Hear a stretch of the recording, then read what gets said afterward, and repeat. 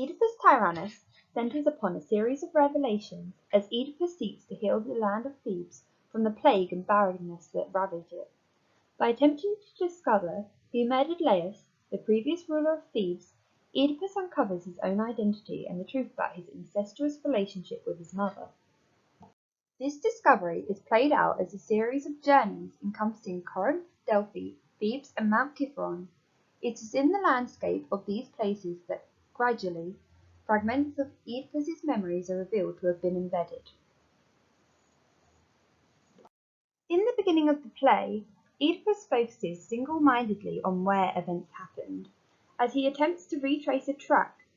It is as if he imagines the land to be able to remember Laius's murder, perhaps unconsciously suggesting that the land responds to the actions of humans.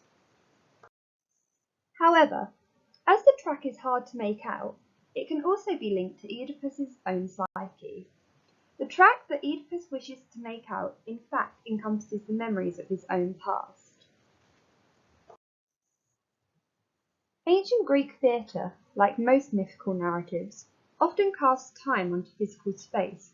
The most poignant image of Oedipus's past, which is reflected in the topography of this play, is Mount Cithæron. The physical symbol of the mountain, which was understood to have been formed in the beginnings of the cosmos, is the perfect metaphor for the past. Due to its height and presence, Mount Cithæron towers over the city, just like Oedipus has unknowingly crushed Thebes through his actions. Throughout the play, there are continuous references to the three roads, a highly significant meeting point of places from Oedipus's past. Each road represents a decision that Oedipus made at some point in his past, which was a turning point in his life. The first road evokes Oedipus's banishment as a baby from the house of Laius in the civilized world of Thebes. The second road signifies Oedipus's upbringing in Corinth, once he was taken there from Mount Cithæron as a foundling and was adopted by King Polybus and his wife Merope.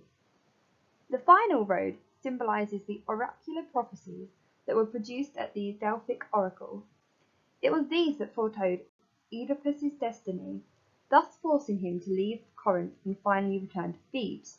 The three roads could be construed as an allusion to the track which Oedipus was first trying to pinpoint.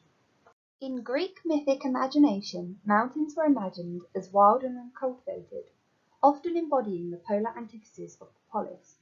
There, the normal societal rules no longer applied. Mountains accepted the unwanted subjects of the polis, including undesirable children. Oedipus's name, which literally means swellfoot, is a reference to his own rejection as an infant upon his birth on account of the oracle by Apollo. It is a constant reminder for the audience of how Laius fastened his ankles as if Oedipus were an animal. The wound might have even caused the character to limp, and therefore could have been a physical representation of his flawed existence. Shockingly, in her description of Oedipus's abandonment as a baby, Jocasta does not show any maternal feelings towards her impotent son. Instead, she only emphasizes the briefness of the time Oedipus spent within the house. He was only kept there for 3 days. Oedipus was not nurtured within the civilized space of the house, but thrown away on the mountain. The primal forces that inhabit the mountain are thus inherent in Oedipus from his earliest days. Later in the play, Mount Cithæron is referred to as Oedipus's mother, and is implied therefore to be the substitute for Jocasta. This may suggest that Oedipus has inherited the wild nature of the mountain, which so early on in his life became his surrogate mother. The life-turning event which occurred on the three roads was the death of Laius. In the long monologue where Oedipus explains to Jocasta his memories from that fatal encounter, the hero is shown to finally remember his past. Once again, topography plays a major role here. The hidden glade, to which Oedipus refers at the end of the play, is a representation of how his past was both hidden and in plain sight, like the open path hidden by the trees. It thus demonstrates how the memory of the killing was suppressed within the recesses of the hero's mind.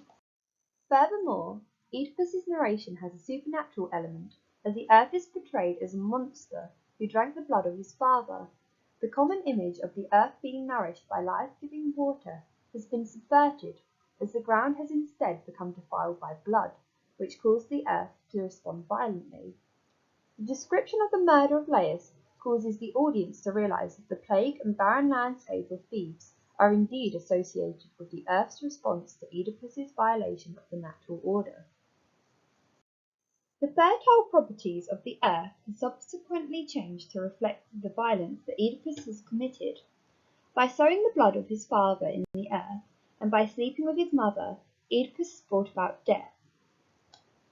By recreating the journey that he made in the past, Oedipus is able to connect his own abandonment to the death of his father, as the 3 roads and the locations that these roads join together constitute the backdrop for both events. The track that Oedipus was initially seeking has now been displayed as 3 roads, all of which lead back to him. The audience can understand that the earth does indeed remember the deeds of the past. Nevertheless, the journey does not end at the 3 roads. In order to completely retrace the voyage, one must return to the house. It is the house which harbours the worst crimes Oedipus has committed, the sexual relationship with his mother. The connection between mountain and house is first made by Tiresias, when he is forced to prophesy the downfall of Oedipus. Tiresias merges the past and the future together in his description of Mount Kithron. In a heart-wrenching passage, Tiresias's language emphasizes the hollows and cavities on the mountainside, which connotes images of the female body and Jocasta's womb. Jocasta's womb is pivotal to the storyline, as it is what brought Oedipus into the world and what subsequently was defiled by Oedipus, leading to his downfall. The feminine images, along with the cry that Oedipus is said to give out, evoke his despair at the end of the play, when upon realizing that he has slept with his mother, he demands to be exiled to the mountain. The marriage song that Tiresias spoke about was, after all, a song of lamentation, and a reflection of their unnatural marriage. This image of the wild mountain culminates in the major crime of Oedipus, as he has found himself to have gone unknowingly, horrifically against nature. The crime of incest is also described in the agricultural images of the play, with his children referred to as misbegotten crops and double crops. The images of infected nature and flawed growth highlights how Oedipus's incestuous relationship has caused the earth to react violently. Oedipus, after the revelation that he has killed his father and had incestuous relations with his mother, can, at the end of the play, remember and recognize that his actions have indeed caused the earth to respond violently. However, with this discovery, devastating as it is, Thebes has potential to heal. As the play draws to a close, Oedipus expresses his wish to retreat to Mount Kithron, the only space that he feels is appropriate for his unspeakable deeds. In conclusion, understanding the topography of Oedipus Tyrannus is highly significant for appreciating this play. Oedipus's past, engraved on the landscape, has always been there waiting for him to remember it. Sophocles represents the land as having been indelibly marked by the past. It is only once Oedipus retraces and reconnects these significant places with one another that he can learn of his past and his identity.